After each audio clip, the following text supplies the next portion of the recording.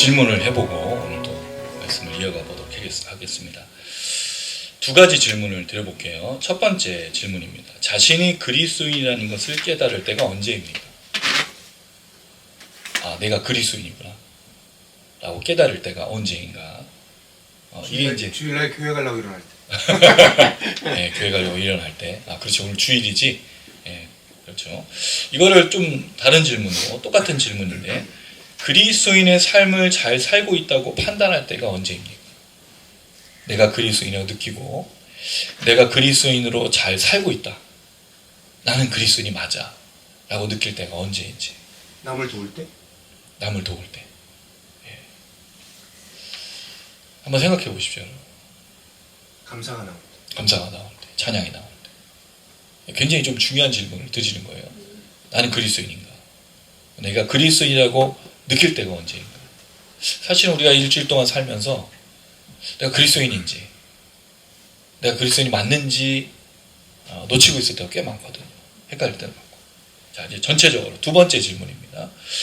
예수님께서 분명히 속히 오시겠다고 말했죠. 그 말이 우리 성도님들에게는 어떤 의미이십니까? 여러분들에게 내가 속히 오리니, 내가 빨리 올 거야. 그게 우리에게는 어떤 의미냐는 거죠. 어떻게 받아들이고 계세요? 이렇게 얘기하면 이제 옛날에 우스갯소리로 잘 받아들이죠. 네, 머리로 받아들입니다. 또는 가슴으로 받아들입니다. 두 개가 같이 연결됐다고 보는 이유가 속히 오신다는 말 안에 이 내용이 포함되어 있거든요. 그러니까 내가 예수님이 속히 오시느냐를 어떻게 반응하고 어떻게 대하고 있느냐에 대한 질문이 되겠어요. 그럴 때 나는 그리스도인으로 어떻게 느끼고 있는가? 내가 그리스도인이라고 느낄 때가 언제인가?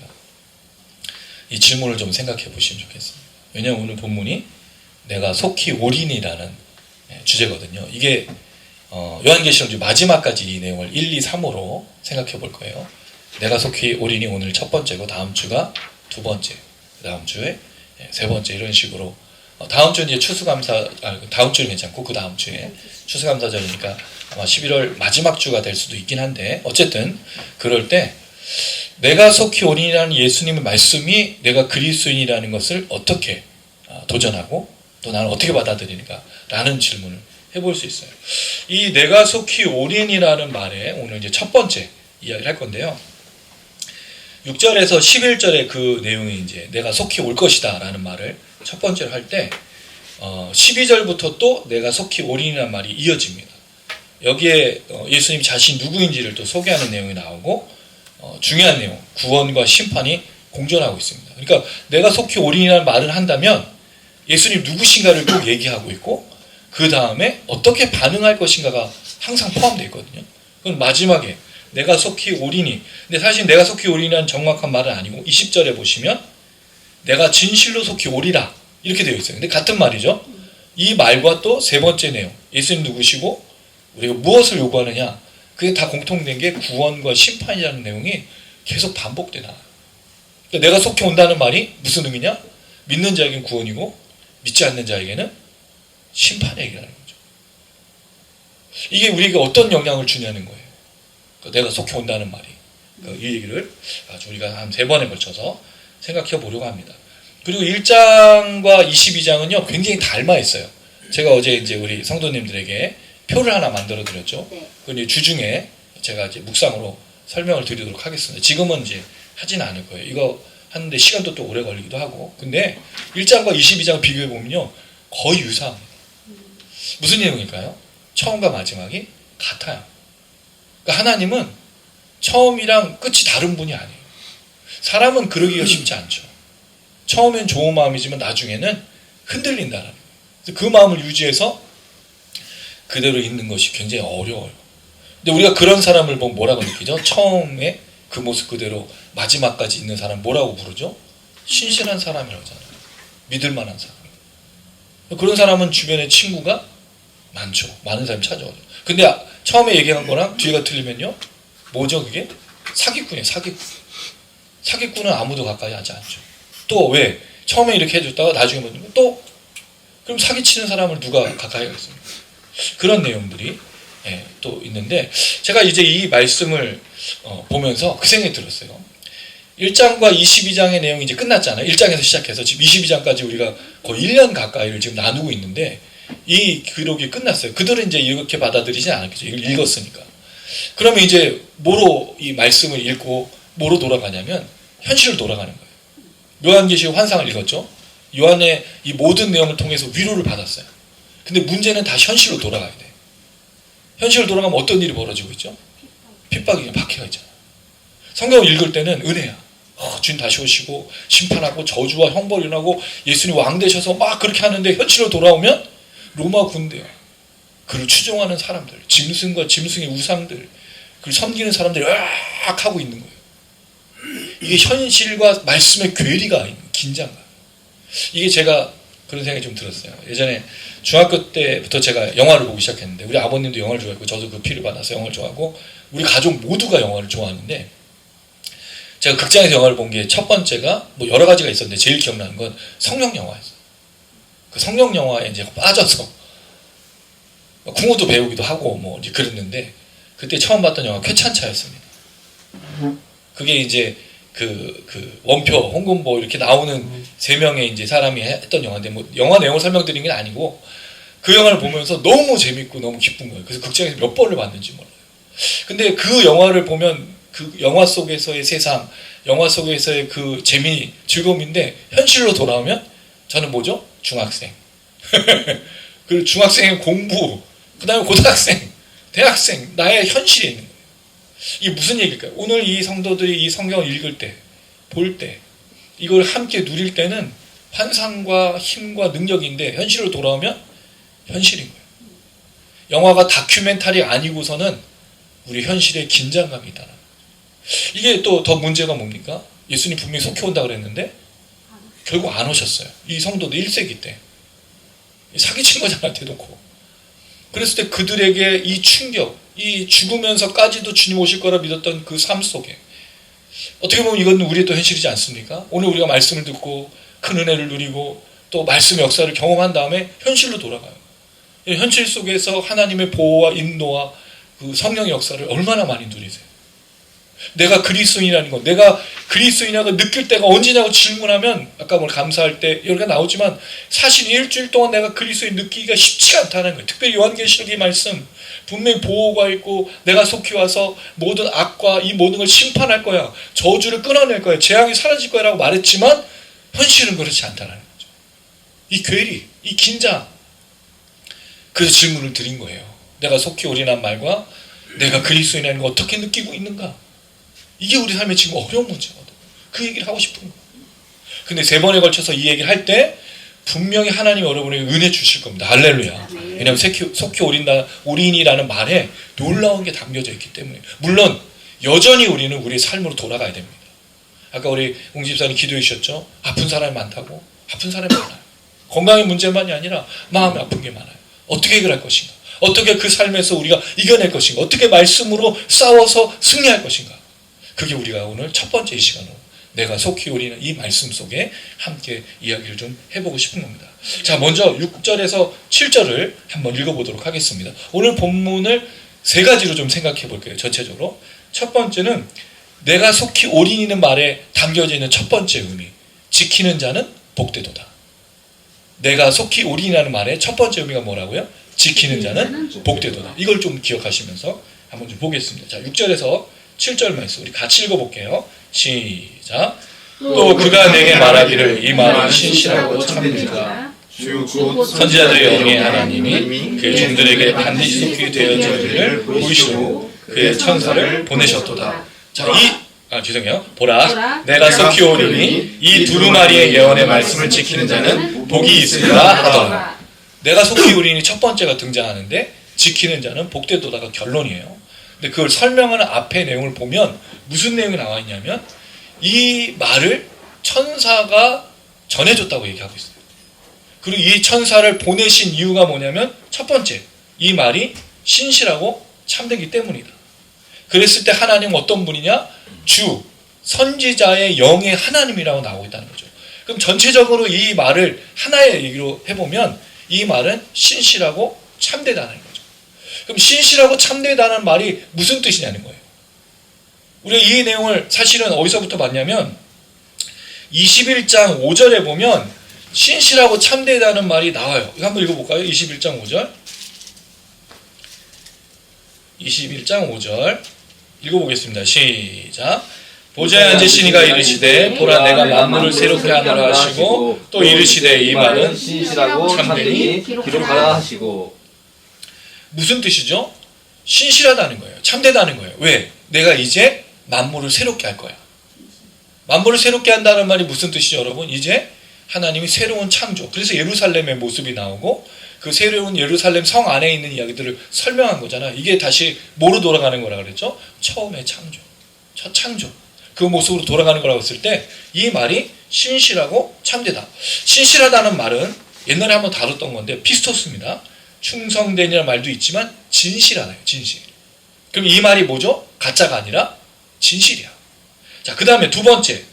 참되다라는 말은 여러분 참되다는 게 한국말이죠. 순수한 한국말인데 참되다는 말이 무슨 뜻이에요? 진리, 진실. 근데 앞에 말하고 중복이 되는데 이걸 다른 의미로 보면 옳다라고 볼 수 있어요. 자, 그럼 앞에 내용은 뭐라고요? 진실이고 이 말은 옳은 거예요. 자, 왜냐하면 생각해 보세요, 여러분. 진실하고 옳은 것이 병행이 되지 않으면 어떤 의미가 생기죠? 진실한데 틀렸어. 그럼 진실이에요, 아니에요? 진실이 아니잖아. 근데 맞았어. 옳은 내용이에요. 근데 이게 진실이 아니고 거짓이야.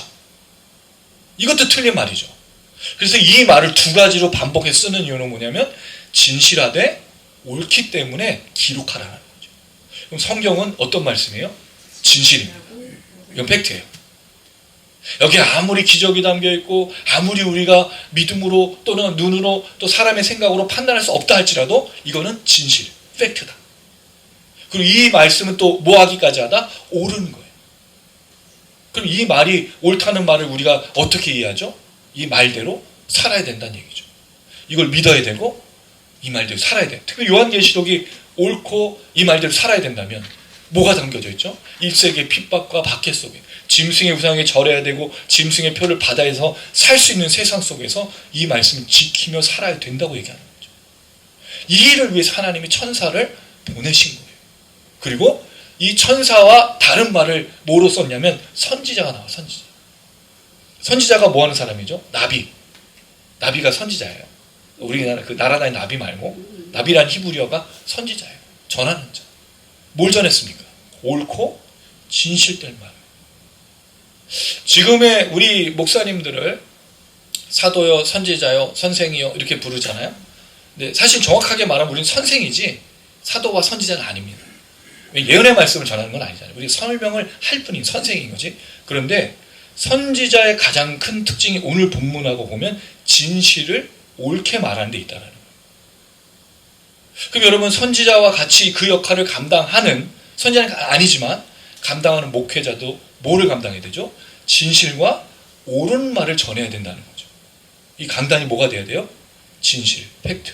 그리고 옳은 공의와 정의의 말이 전해져야 돼. 할렐루야. 이게 안 되면 강단이 있을 의미가 없는 거예요. 여러분보다 제가 조금 더 높이 올라 있죠. 제가 높이 올라 있다는 말이 여러분보다 제가 계급이 높고 영적인 수준이 높아서 여기 있을까요? 아닙니다. 그러려고 강단을 만든 게 아니에요. 누구의 말을 대언하는 거죠? 하나님의 말. 그렇죠. 그럼 뭐 해야 돼요? 진실을 전해야죠. 또 뭐를 전해야 돼요? 정의와 공의와 정직한 말을 전해야죠. 옳은 말을. 그래서 여러분 우리의 책임이 무거운 거예요. 여기서 만약에 진실을 말하지 않고요. 여기서 만약에 제가 옳지 않은 말을 하고 있다면 여러분 이게 강대상이겠냐는 거죠. 사기꾼이잖아요. 속이는 거예요. 이게 짐승 아니에요? 짐승이 했던 사치, 교만, 비방의 모습을 담고 있는 거 아니에요? 그래서 여러분 이 강단이 중요한 겁니다. 여러분 높이 있다는 말이 아니라 책임이 무겁다는 거죠. 누구를 대신해서? 하나님을 대신해서 전하는 말씀이에요. 그래서 요한계시록 얘기하는 거예요. 요한계시록 지금까지 했던 말 1장부터 22장의 말이 뭐다? 진실이다. 두 번째, 옳은 거야. 그랬을 때 뭐라고 얘기하는 거예요? 7절 지키는 자는 복되도라고 말하는 거예요. 이게 뭐라고요? 진실이고 이게 옳기 때문에 지키는 자, 간직하는 자, 보호하는 자. 여러분 이 단어가 되게 다양한 단어 의미를 써요. 지키다는 말은 우리가 이제 말씀을 지키다는 걸 주로 순종에만 얘기하고 있잖아요. 보호하다는 뜻도 있어요. 말씀을 보호하지 않는 시대에 살고 있습니다. 왜죠? 함부로 말을 전해. 여기에 하나님 말씀 위에 자꾸 얹거나 빼는 거예요. 이게 나와요, 여러분. 마지막 세 번째 내가 속히 오리니에 이 말이 나와요. 18절. 더하면 죄를 재앙들을 더할 것이요. 19절. 제하면 거룩한 성에 참여함을 제하리라. 진실과 옳은 말 위에 더하거나 빼면 안 된다는 거죠. 굉장히 중요한 겁니다. 그럴 때 지키다는 말이 무슨 뜻이에요? 보호하다. 보호하는 거예요, 말씀. 이 말씀을 보호해야 됩니다. 많은 사람들이 지키려고 애쓰고 순종하려고 애쓰는데 보호하진 않아요. 함부로 덧칠하거나 함부로 자기 마음대로 빼버리는 역사들이 있기 때문이죠. 그러나 온전히 이 말씀을 지키는 자, 간직하는 자는 복되도다 말하는 거죠. 자, 그럴 때 이 얘기를 하고 있어요. 반드시 속히 되어질 일을. 그럼 지금까지 요한계시록에 계속 얘기했던 얘기가 뭐죠? 반드시. 이게 데이라고 하는 동사인데 반드시 뭐뭐 해야 된다. 영어로 보면은 must 같은 그런 단어죠. 반드시. 그 다음에 해야 할 일은 되어질 일이에요. 기노마이라는 동사인데 뭐가 일어나다 발생하다. 그 다음에 속히. 타쿠스로 빨리, 빠름 뭐 이런 뜻이에요. 그러니까 반드시 빨리 될 일. 그게 요한계시록 1장부터 22장까지 내용이었죠. 우리가 살폈던 일곱 대접 신앙, 심판, 일곱 나팔 심판, 수많은 심판과 함께 결국의 마지막에 뭐라고요? 예수께서 오신다는 거죠. 형벌과 재앙과 구원과 심판이 함께 반드시 이루어질 것을 선지자들을 통해서, 천사들을 통해서 진실되고 옳은 말씀을 전했다라는 거죠. 그것을 너희가 보고 있으니 뭐 하라고요? 지키라는 거죠. 근데 지켜야 될 이유가 있어요. 7절. 보라, 내가 속히 올 것이기 때문에. 만약에 여러분 예수님이 속히 오신다는 말이 없었다면 지키는 자가 복되다는 말이 어떤 힘을 잃을 수가 있어요. 근데 이 1세기의 상황 속에서의 성도들에게 약속한 건 뭐죠? 내가 빨리 올 거야. 여기 속히가 앞에 나오는 그 반드시 속히라는 말과 같은 그 의미인데 형태만 좀 틀려요. 앞에는 명사고 뒤에는 이제 부사로 되어 있는데 그거는 이제 우리가 지금 중요하게 여길 건 아니지만 어쨌든 속히 빠르게. 결국 예수가 빨리 오시니까 이 진실된 말씀을 들었으면 반드시 지키라는 거죠. 자, 여기서 이제 질문 한번 좀 들어봅니다. 여러분, 성경은 분명히 약속했어요. 말씀을 지키는 자가 뭐라고요? 복이 있다고요? 자, 그럼 여러분은 복을 누리고 계십니까? 이게 이상한 거잖아요. 분명히 약속된 말씀은 뭐예요? 빨리 오니까 지켜. 그럼 뭘 준다고요? 복 준다고 했어. 그럼 왜 우리는 복을 못 받죠? 아니, 복 받고 있는데 착각하는 거 아니에요? 복 안 받았다고?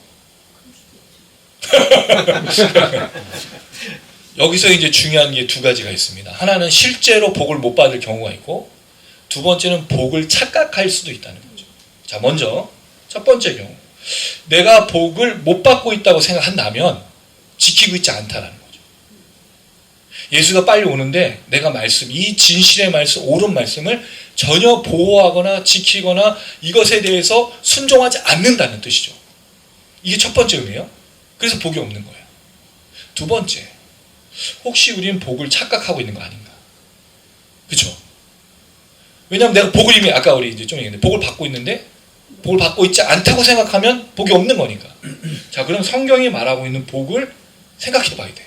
자, 요한계시록에 복이라고 말하고 있는 내용이 몇 가지 등장해요. 여러분, 이게 되게 중요해요. 요한계시록 14장 13절은 우리 아름이가, 그 다음에 16장 15절은 우리 사모님이, 우리 미나가 19장 9절, 그 다음에 우리 국간사님이 20장 6절, 그리고 우리 웅집사님이 22장 14절입니다.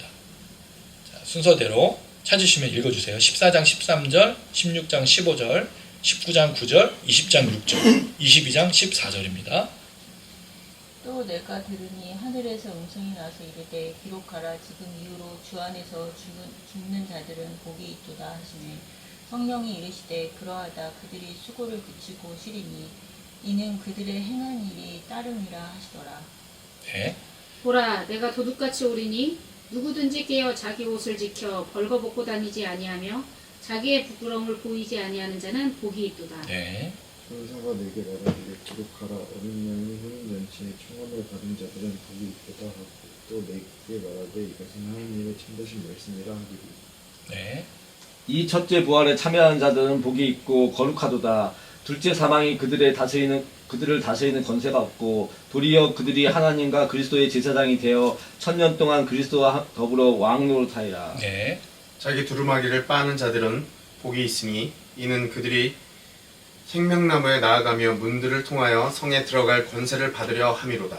자, 이 말씀을 보면 요한계시록의 복은 뭐냐? 첫 번째 14장 13절 보니까 주 안에서 죽는 거를 복이라고 얘기했어요. 뭘 말하고 있는 거죠? 구원. 생명을 말하죠.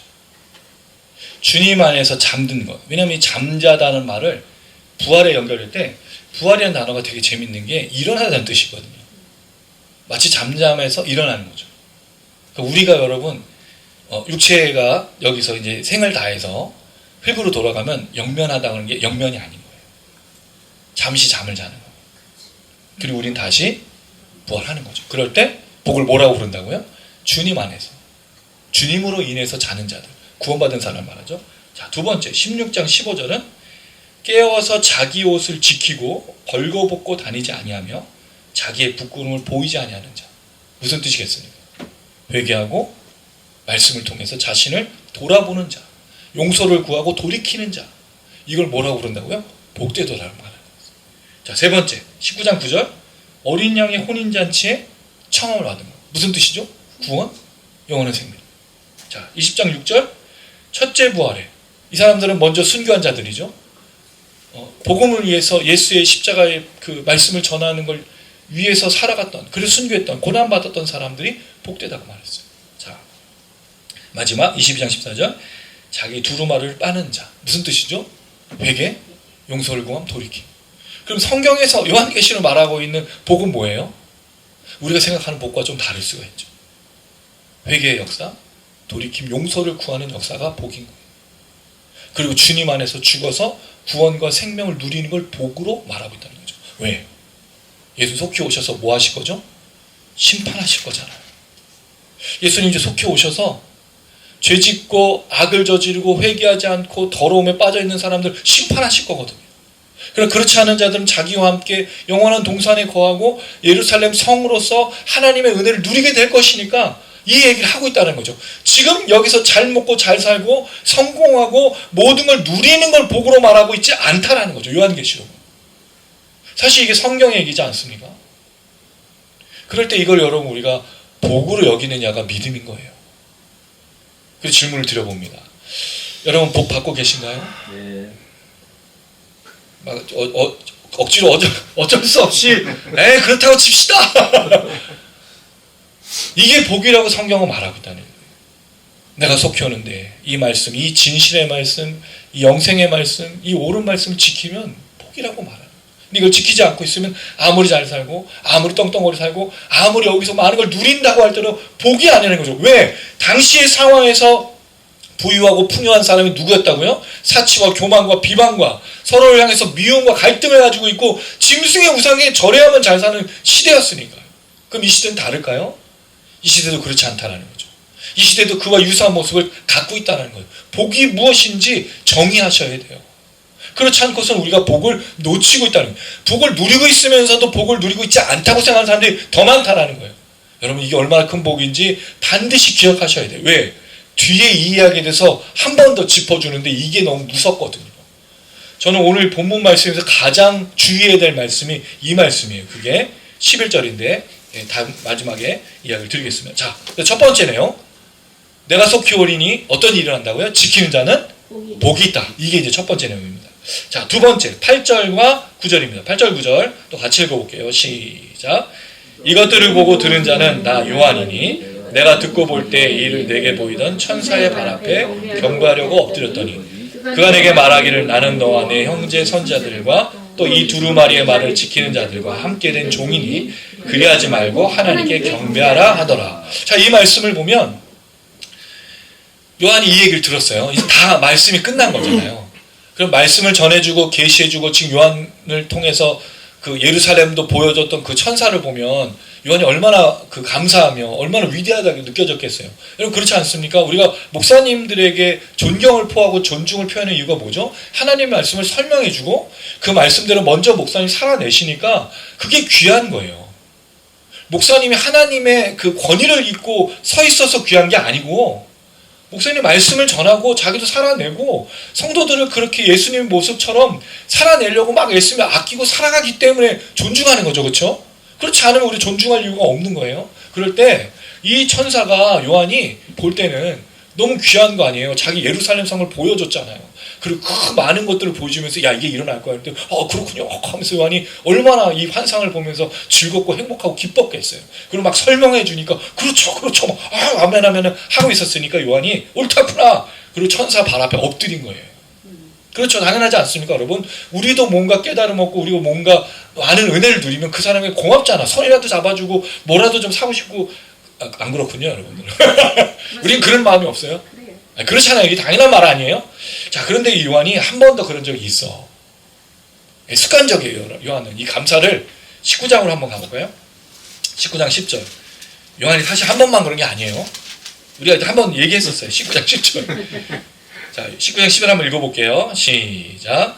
내가 그 발 앞에 엎드려 경배하려 하니 그가 나에게 말하기를 나는 너와 및 예수의 증언을 받은 내 형제들과 같이 된 종이니 삼가 그리하지 말고 오직 하나님께 경배하라. 예수의 증언은 예언의 영이라 하더라. 똑같은 얘기예요. 19장이 무슨 내용이죠? 기억나십니까 여러분? 요한에게 하나님의 역사를 보여줬던 최후의 전쟁 후에 일어난 일이었어요. 그럼 최후의 전쟁이 얼마나 무서운 내용이고 그러나 그 속에서 우리가 발견한 거는 하나님 역사를 발견했잖아요. 요한이 이걸 딱 보고 나니까 요한이 그 천사에게 엎드리려고 해요. 근데 이 일곱째 천사가 마치 누구처럼 보이냐면 예수 그리스도처럼 보인다는 거죠. 천사는 천사라고 분명히 말하고 있어요. 그래서 이 계시의 전달자에게 그가 이런 표현을 하고 있는데 똑같이 거기서도 나와 너는 뭐라고요? 종에 불과하다는 거죠. 여러분 저는 여기에 큰 은혜를 입습니다. 충격을 받습니다. 도전을 받습니다. 오직 경배의 대상은 누구밖에 없다고요? 하나님 한 분밖에 없다는 걸 확인해주고 있어요. 왜죠? 짐승과 짐승의 선지자들, 짐승의 우상을 만들고 짐승의 표를 받게 한 사람들은요 권세를 잃고 미혹의 힘을 받아서 사람들 위에 군림했어요. 여러분 그렇지 않나요? 우리가 뭔가 조그마한 권세라도 완장을 차면 사람이 막 자기가 그걸 누리려고 애쓰지 않습니까? 당연하게. 그 특별히 여러분 뭔가 권세 있는 사람이 너 이거 해야 하면 딱 나와가지고 야 이 자식들아 꿇어! 그렇지 않습니까? 왜 노가다 10장도 관리소장이 뭐라도 맡겨버리면 무슨 차이가 있다고 우리가 흔히 경험하는 거 아니에요. 천사는 철저하게 자신이 아무것도 아니란 말이에요. 여러분 여기 되게 중요한 거 성경이 지금까지 전달이 됐어요. 누구를 통해서 전달이 됐죠? 처음에 하나님이 하셨어요. 근데 하나님이 인간에게 바로 할 수 없게 된 게 인간 죄악으로 말미암아 들리지 않게 됐죠. 그러니까 대리자를 자꾸 세웠어. 그래서 모세가 나타났죠. 또 모세가 또 누구를 세워요? 모세가 세운 건 아니지. 하나님의 아론을. 그리고 또 아론과 모세가 끝나는 세대 여호수아의 그 시대, 그 신명기까지 끝나고 여호수아가 될 때 하나님 모세를 통해서 여호수아에게 그 권력을 이양해 주잖아요. 사람들을 통해서 얘기했어요. 그리고 나서 등장한 게 선지자. 그리고 등장한 게 사도. 마치 사람 위에 군림할 수 있는 사람들처럼 보이지만 뭐라고 얘기했냐면 종에 불과하다는 거죠. 말씀을 전하고 말씀을 이야기하고 말씀대로 계획한 걸 이루시는 분은 누구밖에 없는 거죠? 하나님입니다. 이게 특별히 요한계시록이에요. 여러분 정말로 하나님의 권세를 빼앗는 자들이 많거든요. 이걸 쏙 교묘하게 그 사이에 껴서 설명해주는 척 뭔가를 알려주는 척하면서 그 모든 걸 빼앗는 사람이 너무 많아요. 지금 이 시대 이단과 사이비들 그리고 많은 목회자들이 착각하고 있는 게 그거예요. 우리는요 아까도 말했지만 하나님의 말씀을 대언해서 설명하는 사람일 뿐이지 권세를 누리는 자는 아니라는 거예요. 선생에 불과한 겁니다. 그런데 그 사이에서 자신의 역할을 마치 하나님의 주신 그 역할을 자신의 권세로 생각하는 거죠. 그랬을 때 여기에 그리하지 말고가 나와요. 그리하지 말고가 앞에 19장 10절에 삼가입니다. 삼가. 이게 사실은요 보다라는 뜻이거든요. 보다라는 말이 무슨 뜻이에요 여러분? 주의하다. 주의해야 되는 거예요. 누구에게 한 말일까요? 요한에게 한 말이에요. 왜냐하면 이 요한이 이것을 전달하는 사람이잖아요. 이 환상과 이 계시를 사도 바울, 베드로. 근데 그들이 다 순종했어요. 근데 이상한 건 이 말씀을 직접 받지도 않고 이 말씀의 계시를 직접 보지도 않은 지금 이 시대의 수많은 사람들이 오히려 권세를 누리고자 한다라는 거죠. 하나님만 경배하고 하나님께만 엎드려야 되는 거예요. 여기 여러분 이 경배하다는 표현이 뭐죠? 엎드리다 아니에요? 엎드리다? 엎드리다가 요한계시록에는 핍토라는 단어라고 제가 말씀드렸는데 뭐라고 설명했냐면 떨어지는 거예요. 하늘에서 땅에 떨어진 재앙들. 그때 핍토거든요. 떨어지는 거예요. 무릎을 확 꿇어버리는 거예요. 엎드리는 거예요, 납작. 뭐 하는 거죠? 경배가? 절하는 겁니다. 누구에게만? 하나님께만. 굉장히 중요한 거예요. 하나님께만 예배해야 돼요. 하나님께만 경배해야 돼요. 이게 마지막에 우리 흔드는 아주 중요한 거예요. 그러니까 내가 속히 오리니까 말씀 지키지 않으면 복되다라고 첫 번째 얘기했을 때 내가 속히 오리니 뭐 하라고요? 하나님만 경배하라는 거죠. 여러분 예배는요. 그리고 우리가 드리는 모든 삶의 순종은요. 하나님께만 해당되는 거예요. 여러분 우리가 예배 드릴 때 누굴 위해서 예배 드려요? 우리를 위해서 예배 드리는 게 아니잖아요. 누구를 만나는 거죠? 이거 놓치면 안 돼요. 이게 정말 중요한 거예요. 제가 지난 금요일 공명골방 집회 때 빌립보서 2장의 5절부터 11절까지 말씀을 전했을 때 거기에 사도 바울이 교회를 향해서 권면할 때 너희는 예수 그리스도의 마음을 품으라라고 되어 있습니다. 배우라.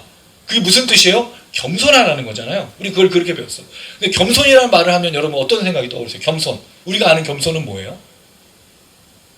나를 남보다 낮게 여기고 그 저자세로 그 생각하는 거를 겸손을 여기는 거죠. 근데 그 말씀의 핵심은 그게 아니었어요. 예수를 보라라는 거죠. 왜 예수를 봐요, 여러분? 예배에 우리가 하나님께 나아갈 때 누구를 힘입어 나갑니까? 예수를 통해 나가는 거예요. 자기 스스로 나간 사람 한 사람도 없어. 예수의 십자가의 죽음 때문에 나가는 거예요. 그럼 여러분 우리가 그 예수를 바라본다는 말의 핵심적인 내용이 뭘까요? 내 스스로가 아무것도 아니라는 걸 매일매일 보는 거예요. 예수를 기억할 때. 왜 그렇죠? 예수가 나를 어떻게 구원하셨어요? 내가 원래 잘 살고 내가 괜찮고 내가 정말 하나님의 뜻을 잘 섬길 것 같아서 나를 구원하신 게 아니잖아요. 내가 정말 더럽고 추악하고 죄인인데 예수의 십자가 앞에서 나를 살려달라고 예수밖에 없다고 말했기 때문에 구원해 주신 거 아니에요? 매일 예수를 바라본다는 말이 내가 누구인지를 기억하는 거죠. 상기시키는 거예요. 나는 그런 사람이야. 나는 그런 인간이었는데 주께서 나를 구원하셨어. 그럴 때 내가 형제를 볼 때 뭐라고 얘기해요? 겸손한다고요? 내가 그보다 낮춰진다고요? 아니라는 겁니다. 내가 뭘 낮춰요? 내가 낮출 게 뭐가 있어? 내가 어떤 사람이었는데? 예수를 바라본다는 말은 그거죠. 예수를 기억한다는 말은 내가 구원을 받을 수 없는 너무 처절하고 더럽고 추악한 인간이었는데 그 십자가의 그 보혈의 은혜로 나를 사랑해 주셔서 자비와 긍휼을 베풀어 주셔서 예수를 바라봤을 때 나를 구원하신 그 은혜가 지금도 역사하신 것을 깨닫는 것이 바로 겸손인 거예요. 이것이 요한계시록의 짐승과 짐승을 따르는 자들의 특징과 다르죠. 그들은 뭘 하죠? 사치. 사치를 왜 해요? 자기를 꾸미기 위해. 그러니까 그게 뭐로 나타나죠? 교만. 그리고 그 사치와 교만의 가장 큰 특징이 뭐예요? 비방. 입으로 계속 비방해. 비판해. 더러운 말을. 특별히 그 비방은 뭐겠어요? 여러분 비하하는 거잖아. 근데 우리가 비하할 수 있나요? 예수의 십자가 앞에? 저는 이게 되게 중요하다고 생각하는 겁니다. 내가 속히 오리니 하나님만 경배하라는 건 하나님 외에 다른 걸 섬기지 말라는 뜻도 있지만 온전히 하나님 외에 다른 것을 바라보지 않고 하나님 앞에 엎드리고, 그러니까 이게 겸손인 거잖아요. 왜냐하면 비방과 사치와 자랑이 흔한 시대를 살아가기 때문에. 지금 이 시대가 그렇지 않습니까, 여러분? 나 잘난 맛에 살고 내가 얼마나 소중한지를 계속 사회에서 또 여러 가지 것으로 주입받지 않아요. 물론 그게 여러분 틀린 건 아닙니다. 자기 비하를 할 필요는 없지만 과하다는 거죠. 인권이 굉장히 중요한 것도 맞지만 인권을 넘어선 수많은 일들이 벌어지고 있기 때문에 그런 거예요. 그건 인권과 상관없는데. 그러니까 우리가 여러분 잘 분별해야 돼. 예배도 마찬가지입니다. 하나님께 예배하고 하나님께 경배하고 하나님께 엎드리는 것을 놓쳐버리는 순간부터 예배가 아닌 거죠. 그러니까 여러분 우리가 자꾸 예배에 뭐를 주장하기 시작하죠? 시설. 많은 시설에 투자하지 않습니까? 근데 여러분 우리가 마이크를 더 좋은 거를 쓴다고 해서 하나님이 기뻐 받으시고 마이크가 안 나오고 이 마이크에서 잡음이 들어가는 마이크를 쓴다고 해서 안 받으시는 게 아니잖아요. 누굴 위한 거죠? 이 모든 게 누굴 위한 거냐는 거예요. 더 좋은 시설을 하는 이유가 뭐죠? 우리를 위한 거잖아요. 우리를 위해 주차장 만들고 우리를 위해서 공연장을 만들고 우리를 위해서. 그게 우리를 위해서가 아니라 누굴 위해서? 이웃을 위해서. 주위 사람들을 위해서 쓰면 돼요. 그렇게 교회를 크게 하면 돼. 우리를 위해서가 아닌 거죠. 그건 절대로 하나님 위해서도 아닌 겁니다. 제가 왜 동네 교회를 요새 자꾸 품고 있냐면, 여러분도 아시지만 교회가 이제 어떻게 가게 됐죠? 우리 교회도 가까이 있는 사람들이 없고 멀리서 오잖아요. 그리고 교회가 그럼 멀리서 오니까 어디 있어야 돼? 잘 보이는 데 있어야지. 그리고 교회가 어떻게 해야 돼? 커야지. 잘 보이는 데 있고 큰 데 있어야 사람들이 올 거라고 생각해서 그렇게 교회를 찾는 건 아니에요. 근데 동네 교회를 들어가면 동네 교회는 보이지가 않아. 안 보여요, 지나가는 사람이. 근데 누구는 알아. 동네 사람들은 알잖아요. 거기 교회가 있는 걸 동네 주민은 알잖아. 왜 알아요? 목사님이, 사모님이, 거기 있는 성도, 장로님, 권사님, 집사님들이 동네 주민을 위해서 살아가고 동네 주민이야. 그럼 당연히 거기에 교회가 있는지 말 안 해도 알아. 근데 지금은 어떻게 할지 알죠? 선전하고 홍보하고 홈페이지 만들고 막 뭔가를 하고 그래서 사람들을 끌어모아. 근데 문제가 사람들을 끌어모으는데 끝나고 있다는 거죠. 우리 끌어모으는데 끝나는 게 아니잖아요. 우리 뭐 해야 되죠? 치유와 회복과 생명의 말씀을 불어넣어주고 흘러가게, 흩어지게 이웃을 섬기고 지역을 섬기는 게 교회 역할이잖아요. 근데 지금은 다 꽁꽁 묶여서 교회만을 위한 교회의 성벽을 쌓고 교회 울타리를 만드는 그런 교회가 된 거예요. 그렇게 하다가 보니. 그래서 앞으로 교회는 대형 교회가 사라지긴 쉽지 않지만 작은 교회들은 동네 교회 하셔야 됩니다. 할렐루야. 지역 주민을 섬기는 교회가 되죠. 목사님도 지역 주민이야. 맨날 같이 쓸고 옆에 있는 사람과 같이 밥도 먹고 이웃의 어르신들 섬기고 아이들 섬기고 그러면 돼요. 그게 교회입니다. 하나님께만 경배하라가 여기 있는 거예요. 누구를 경배하기 쉬워요? 심지어 자기 자신까지 경배하기 쉽기 때문에 마지막 때 이게 잘 보여주는 게 이 모든 것들이 하나님을 위한 거라고 하지만 실제로 우리를 위해서 쓰고 있다는 거죠. 교회는요, 모든 예산이 누구를 위해서? 이웃과 주민과 나누고 섬기고 베푸는데 써야 되는 거예요. 우리 교회도 그런 교회 되었으면 참 좋겠습니다. 그런 교회로 걸어갔으면 좋겠습니다. 자, 마지막. 자, 두 번째 내용. 내가 속히 오리니 뭐만 하라고요? 하나님만 경배하라. 하나님께 엎드리고 하나님께 절하고 하나님 앞에 예배하라. 근데 그것이 우리가 우상과 다른 걸 섬기는 게 아니라 교회 공동체로 갇혀져 있는 것들, 자기에게 집중된 걸 하나님께 돌려드리라고 말한 것 기억하시면 좋겠고요. 자, 10절 11절 같이 읽습니다. 시작. 또 내게 말하되 이 두루마리 예언의 말씀을 임봉하지 말라. 때가 가까우니라. 우리를 행하는 자는 그 불의를 행하고 더러운 자는 그대로 더럽고 의로운 자는 그대로 의를 행하고 거룩한 자는 그대로 거룩하게 하라. 자, 여기 내용이 조금 어렵기도 하고 참 쉽지는 않지만 그리고 좀 무서운 얘기이기도 해요. 자, 어쨌든 간에 세 번째, 오늘 나눴던 내가 속히 오리니 첫 번째 내용, 지킨 자는 복이 있고 두 번째 하나님만 경배하고 마지막 이 예언의 말씀 임봉하지 말라라고 말한 다음에 나온 11절 완악함에 대해서 얘기하고 있어요. 자, 이거 먼저 설명드릴게요. 10절. 두루마리 예언의 말씀. 계속 두루마리가 나오죠. 비블리온이라는 단어인데 이 단어가 그 당시엔 책이 아니었고 다 두루마리였으니까 두루마리 예언의 말씀을 임봉하지 말라 그랬어요. 임봉하다는 말은 잘 아시죠, 여러분? 인장, 도장을 찍어서 아무도 못 보게 하는데 지금 보게 하는 거죠. 왜? 이제 말세가 가까워서 주님이 다 가까우니까 모든 사람이 읽을 수 있도록. 그래서 여러분 성경은요, 모든 사람이 읽을 수 있도록 해야 돼요. 그래서 여러분 제가 좀 설교를 많이 바꾸려고 하고 있어요. 우리 설교가 좀 아시지만 여러분 되게 학문적이잖아요. 너무 고개를 그렇게 팍팍 끄덕거리면 내가 좀 미안하잖아요. 너무 학문적이잖아요. 근데 학문적인 거는 제가 책으로 좀 풀어내려고 하고 있고 오히려 은혜를 전하려고 하는 게 아니에요. 저는 은혜는 제가 주는 게 아니라 하나님 주시는 거고 설명을 잘하되 저만 아는 말로 하면 또 저만 이해하는 말로 하면 모두가 다 이해할 수 없고 그럼 설교에 집중이 어려우니까 모두가 알 수 있는 말로 해야겠구나라고 많이 노력하고 있어요. 그게 좀 느껴지시나요? 안 느껴지고 있거든요. 예, 저한테 좀 먼 얘기긴 하지만 열심히 노력하고 있으면 여러분 기도하면서 기도해 주시고요. 그럴 때 이 두루마리 예언의 말씀이 누구에게? 모두에게. 근데 여러분 이단과 사이비는 어떻게 하죠? 계시를 풀어주는 사람이 따로 있고 이거 우리만 한테만 들을 수 있다라고 해요. 그게 아닙니다. 이건 여러분들도 읽으시고 여러분들도 설명하셔야 되는 말씀인 거예요. 임봉하지 않으면 안 되죠. 임봉하면 안 되죠. 왜? 때가 가깝잖아요. 무슨 때가 가까워요?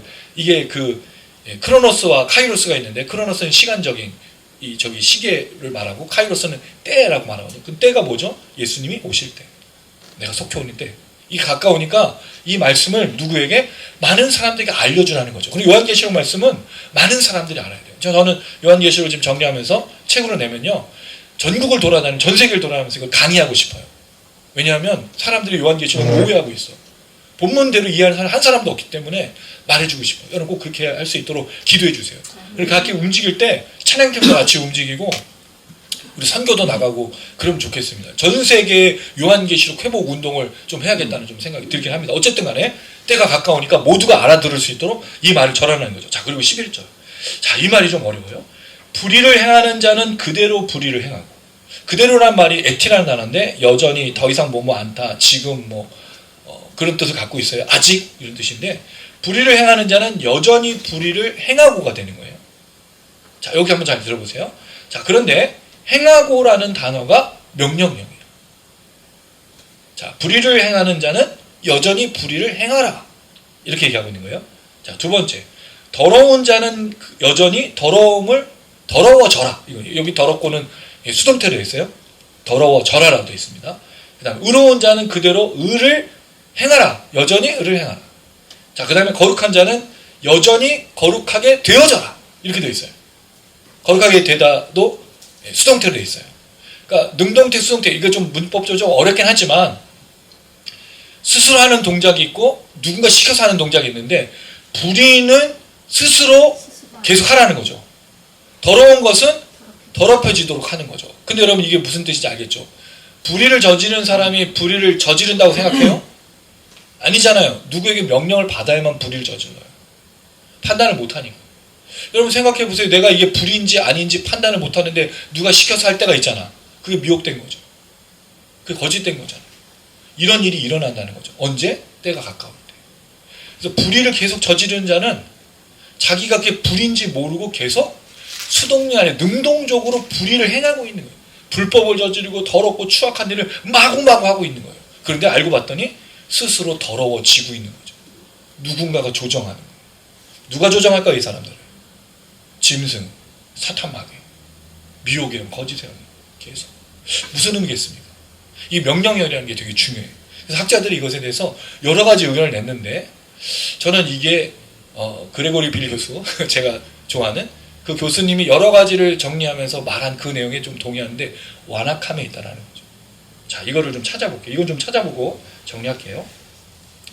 이 완악함이라는 걸 너무너무 잘 보여준 여러 가지 구절들이 있습니다. 자, 이사야서 6장 9절에서 10절. 이사야서 6장 9절에서 10절. 이사야서 구약입니다. 6장 9절에서 10절. 찾으셨습니까? 네, 같이 읽겠습니다. 시작. 여호와께서 이르시되 가서 이 백성에게 이르기를 너희가 듣기는 들어도 깨닫지 못할 것이요 보기는 보아도 알지 못하게 하여 이 백성의 마음을 둔하게 하며 그들의 귀가 막히고 그들의 눈이 감기게 하라. 염려하는데 그들이 눈으로 보고 귀로 듣고 마음을 깨닫고 다시 돌아와 고침을 받을까 하노라 하시기로. 하나님의 역사 속에 구원받지 않는 자들에 대한 제외가 있어요. 그들 그 말씀이 선포가 되어지는, 선포를 모두에게 안 하는 게 아닙니다. 선포해요. 근데 그들에게는 그게 들리지 않는 거죠. 오히려 어떻게 돼요? 더 불의를 여전히 저지르고 있는, 듣는데. 그리고 점점 더 더럽혀져가는, 불결해져, 타락해지고, 비천해지고, 낮아진다는 거죠. 본인이 스스로가 그렇게 악한 데 빠졌는데도 불구하고 말씀이 들리지 않아요. 돌아오지 않아. 회개도 없고 또 돌이킴도 없고 용서를 구하지 않는 희한한 상황에 빠져있는 자들에 대한 얘기인 거예요. 이게 여러분 요한계시록 2장에 3장에 7개 교회에 한 말이죠. 귀 있는 자는 교회가 성령이 교회에게 하신 말씀을 들을지어다. 근데 그 중에 듣는 사람이 있었을까요?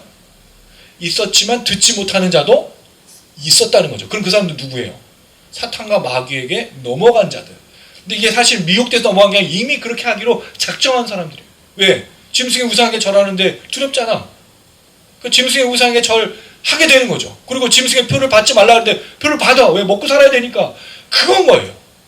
그렇게 하니까 이 사람들이 하나님의 말씀을 들을 때 왜? 그러면 또 짐승의 우상에 절하지 말아야 되고, 또 그렇게 되면 짐승의 표를 거절했는데 어떻게 먹고 살고 어떻게 이 시대에 내가 살아낼 수 있고 이 고통과 고난과 핍박을 면할 수 있겠느냐고 생각할 거 아니에요. 그러니까 자꾸 거기를 따라가는 거예요. 점점점 더러워지고 점점 더 불결해지고 점점 불의의 삶을 살게 되는데 돌아오지 않는 거죠. 뭐가 없어요? 회개가 없고 용서를 구하지 않고 돌이키지 않는 자들에 대한 이야기. 이게 말세인 거예요. 이게 마지막 때. 내가 때가 가까우는데 불의한 자들은 계속 불의해. 돌이키지 않아. 더러워진 자는 더 더러워지고 있어. 왜? 하나님 그들을 버리셨다는 증거기 때문에. 안 들려요. 안 들려요. 이걸 뭐라고 그러죠? 강팍함, 완악함. 우리가 이걸 누구에게서 늘 발견하죠? 바로가 뭘 봤어요? 10가지 재앙 봤잖아요. 장자의 재앙 통해서 죽어서 자기 아들에게도 일어난 걸 보고 너의 하나님을 따라가라. 근데 갑자기 뭘 바꾸죠? 마음을 확 바꿔서 회개하지 않고 돌이키지 않고. 이게 누구도 그래요. 느부갓네살, 아수르와 수많은, 로마도 마찬가지예요. 수많은 불의한 자들이 결국 그 길로 가는데, 그 길로 가는 이유가 뭐냐? 하나님 내버려 두셨다는 말은 다른 말로 하면 그들이 스스로 선택한 거죠. 안 듣기로. 하나님 길 주시지 않은 게 아닌 겁니다. 왜? 사실 요한계시록에도 지금까지 7나팔, 7대접, 그 다음에 7인 심판, 그리고 수많은 사람들이 찾아와서 두 증인, 또 교회, 이 땅의 교회들의 증거, 외침 안 듣고 있는 거예요. 이게 무서운 거죠. 누군가에겐 들리는데 누군가에겐 들리지 않고 오히려 더 악해지고 더러워지고 마치 그 사단과 마귀의 명령을 따르는 것처럼 걸어가고 있는, 이게 세 번째, 내가 속히 오리라. 불의한 자는 계속 불의해지는 거, 나뉘는 거예요. 그럼 왜 우리가 복을 못 받죠? 불의한 자에겐 복이 있을 수가 없으니까. 내가 더럽혀지고 있는데 더럽혀짐을 깨닫지 못하고 완악하고 강팍하면 들리지 않은 복이 없는 거니까. 우리의 복이 여기서 먹고 마시는 것으로 국한되어 있으니까, 여기서 잘 먹고 잘 살면 내가 복이라고 생각하고 있으니까 전혀 들리지 않아요. 이 얘기가 들리지 않아요. 그 짐승의 우상에 절하는 거예요. 절해도 문제가 없어. 왜? 먹고 마시면 되니까. 아직 주님 오시지 않았으니까. 빨리 오시다고 말했잖아. 아직 빨리 오시지 않으니까. 짐승의 표 맞으면 어때? 먹고 마시면 되지. 나중에 회개하면 되지. 나중에 회개할 수 없다고요. 들리지 않는다고요. 그냥 돌아올 수 없다고요. 그래서 여러분, 잃어버린 아들 찾는 아버지의 비를 자꾸 하는 이유가, 아들이 어떻게 아버지를 기억해냈느냐, 쉽지 않은 일이라는 거죠. 언제 가서 유대인이 돼지를 치고 돼지 그 열매를 먹고 있는 그 비참한, 이건 저주거든요. 그래서 돼지를 불결한 짐승을 가까이 하지도 않고 먹지도 않아요, 유대인들은. 근데 그 돼지를 치고 있고 돼지의 열매를 먹고 있는 그 상황이 되어서야 아버지가 기억이 나잖아요. 이게 너무 무서운 겁니다. 불의한 자가 계속 여전히 불의를 저지르고 있는. 그러나 반면에 의로운 자는 여전히 의로운 행위를 하고, 거룩한 자, 성도들이죠. 성도들은 성도로 남아있을 것이다. 남아라. 믿음을 지키고 끝까지 말씀을 지키고 끝까지 순종할 것을. 이 얘기를 주는 이유가 뭐겠습니까? 안 들리는 자는 계속 안 들리지만 들리는 자는 들린다는 거예요. 그래서 저는 하나님의 말씀이 들리는 것이 얼마나 큰 복인지 다시 한번 깨닫습니다. 이게 은혜예요. 이 말씀이 들리고 내 마음이 울컥하고 내 마음에 감동이 있고 내 마음에, 그렇지, 내가 다시 한번 바라보자 할 수 있다는 게 정말 큰 은혜라는 거예요. 이게 어떻게 일어날 수 있어요? 이게 우리가 가능한 일이에요, 여러분? 생각해 보세요.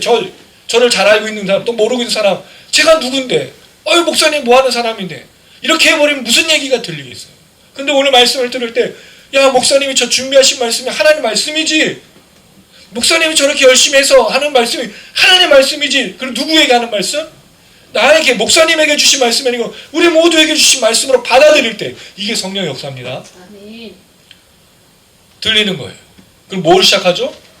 의로움의 삶을 시작하죠. 거룩함을 추구하게 되고 그 명령을 따라 거룩해져라. 거룩해져라. 여전히 계속 명령을 듣는 거죠. 이게 얼마나 큰 은혜예요. 성령의 음성을 들을 수 있고, 성령을 통해서 우리가 그 말씀을 받아서 순종과, 물론 순종 못하지.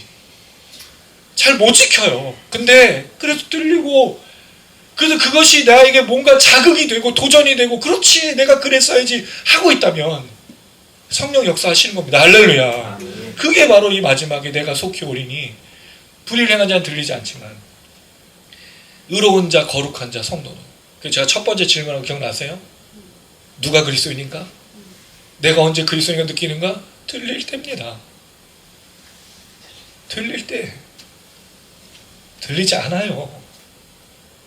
아무것도 느끼지 못한다고요. 뭐 해야 들리죠? 저기 갔더니 뭐가 잘 되고 저기 갔더니 뭐가 어떻게 좋고 어디에다 투자하면 좋고 물론 나쁜 거 아니에요 여러분 그게. 근데 그것만 들리면 문제잖아요. 근데 현우야 너 어디 가고 있니? 너 뭐하고 있니? 너 돌이켜야 되지 않겠니? 이 아버지의 심정이 그 아버지가 그 품꾼을 기다리고 그 아버지가 떠오르고 있다는 이 축복 이게 은혜지 않습니까 여러분?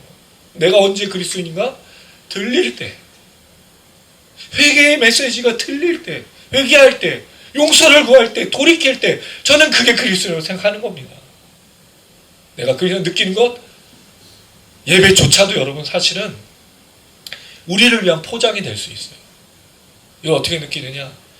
코로나 시기에 많은 교회들이 영상 예배를 시작했어요. 그럼 불가피한 거였죠. 근데 문제는 코로나가 끝나고 나서도 영상 예배를 드리는 사람들이 있어요. 왜죠? 내가 오늘 어디 가야 되는데 교회까지 갔다가 가기는 힘들어. 또 오늘 내가 가기에는 몸이 좀 안 좋아. 뭐 물론 안 좋은 건 당연한 거예요. 그러니까 편의가 들어오기 시작했어요. 원래 가야 될 때도 안 가는 거예요. 예배는 가야 되는 거잖아요. 우리가 북한의 지하교회, 중국의 지하교회 다 알잖아요. 아프리카에 핍박받고 이슬람에 왜 모여요 그 사람들? 생명을 생각하면 영상 예배 드려야 되는 거 아니에요? 근데 왜 모이냐고요 그 사람들은? 바보 천치들이에요? 멍충이들이에요? 그 목숨을 걸고 왜 모이냐고요? 왜? 북한의 교회 알잖아요 여러분. 1번, 2번, 3번. 그래서 이름이 없어요. 리더가 1번이에요. 근데 리더가 잡혀가서 안 와. 그럼 2번이 1번 되는 거예요. 그래서 번을 붙인 거예요. 왜 모이냐고요? 왜?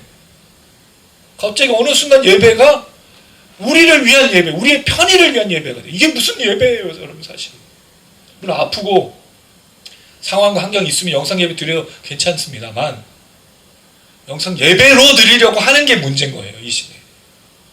갑자기 우리가 예배를 선택하고 내 마음의 모든 걸로 결정해버리게 됐어요.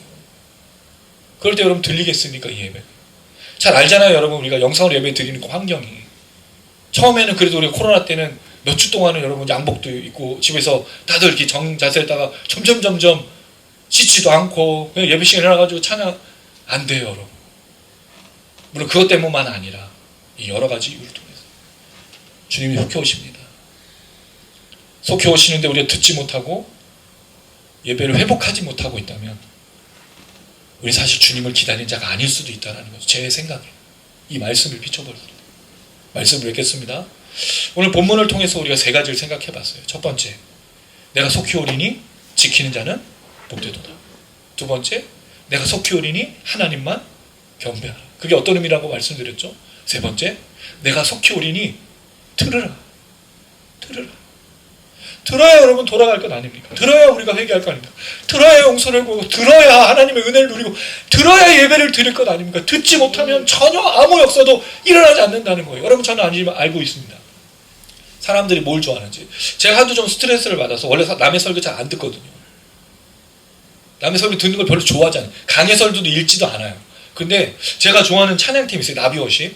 그 선지자 말한 그 나비워십에서 그 제가 좋아하는 목사님이 설교를 하는데 물론 그 설교의 내용이 본문이랑 뭐 연결되냐 아니냐는 걸 좀 따지면 따지고 들어가야 되니까.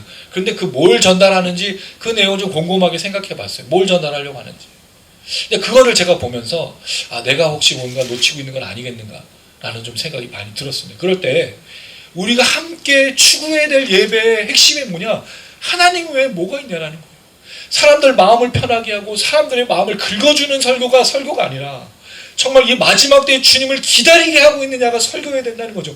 우리가 예수님을 기다리지 않고 있는데 속히 오시는 그 주님 바라보고 있지 않는데 무슨 예배가 예배 역사며 무슨 예배 은혜가 있겠습니까? 말씀 역사가 있겠습니까? 여러분들이 오늘 말씀을 듣고 그렇지 내가 주님 다시 오심을 기억하고 빨리 오신다고 했으니까 말씀을 지켜서 복을 누려야겠구나.